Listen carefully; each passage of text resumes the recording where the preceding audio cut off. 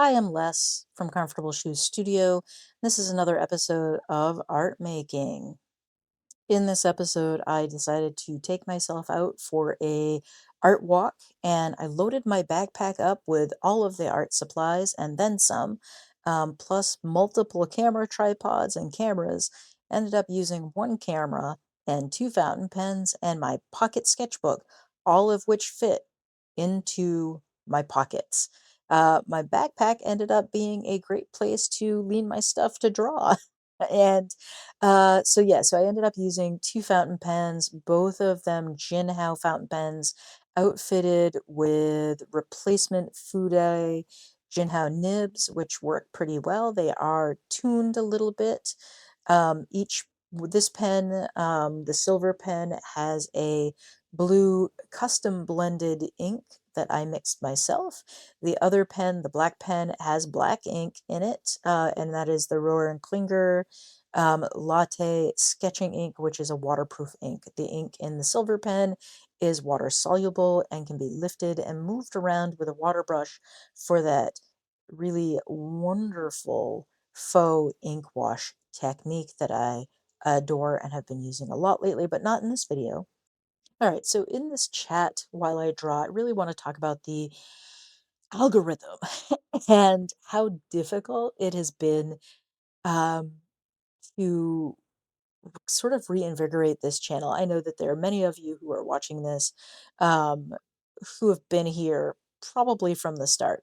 There are people here, I've gotten comments about, they watched me when they were a kid and that now, they're an adult and it brings them joy to continue watching me draw. And that's really nice. That's really just a wonderful thing to hear. Um, but, I did take a very long break. I took a 10 plus year break where I was not producing videos. I took some really bad advice around social media. Um, and, also me leaving YouTube was not just about taking the bad advice from professors who feel that therapists shouldn't engage in social media. I've got a lot to say about that. Really frustrating that I took this advice and I didn't just do my own thing. Because now every therapist that I know is using social media to engage new clients, whereas when um, the instruction that I received, or I shouldn't say instruction, the advice that I received was that I should not be on social media. I shouldn't have a public profile, blah, blah, blah, blah, blah. Anyway, neither here nor there. It was advice that I took. I regret taking it, and I really wish that I had ignored that. But also, trolls had found the channel, and so there were multiple reasons that I gave up the channel. And also, because the trolls had found the channel, I was really looking for that advice telling me to quit. And, now that I'm attempting to reinvigorate this channel, remonetize it, I am realizing I have no idea what I'm doing. Like back in the day, I kind of understood SEO. I had a pretty good understanding. I did a lot of reading, I did a lot of research, and I realized like being authentically me is what was bringing people to the channel. People were reading my blog because I was writing about art and creativity and my life and how that impacted my art and creativity. And that's really what brought people to the blog. That's what got people commenting, and also what eventually brought people to this channel and to Art Journaling Ning was the fact that I focused on just being authentic and not about putting on a big front of here's art and creativity, and by doing X, Y, and Z, you can do blah de blah de blah. That wasn't it. I was exploring art and creativity in someone's everyday life while I was working a corporate gig. You know, art and creativity was somewhat part of my day job for a while, and then all of a sudden I was in HR and art and creativity was not part of my everyday life. I was doing this soul-sucking HR job and doing recruiting for a major corporation, and I it wasn't that I hated every minute of it, but I did eventually hate every minute of my job. And suddenly I went to grad school and decided to make art and creativity a focus of my life. And now here I am working a job where art and creativity and wellness are 100% a part of my everyday work life.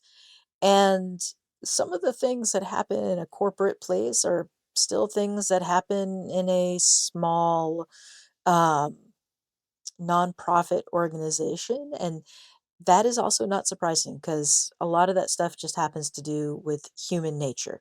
But that is not what this episode is about. That's a whole other episode. And if you're interested in me talking about all of that sort of stuff, Less is More Healthy is my other channel where I talk about my health, wellness, and mental health. Um, Not that mental health doesn't have a lot to do with art and creativity, but that's a whole other episode. Um, I'm just talking now about my sort of reinvigorating this channel and the difficulty it is relearning how to engage people online.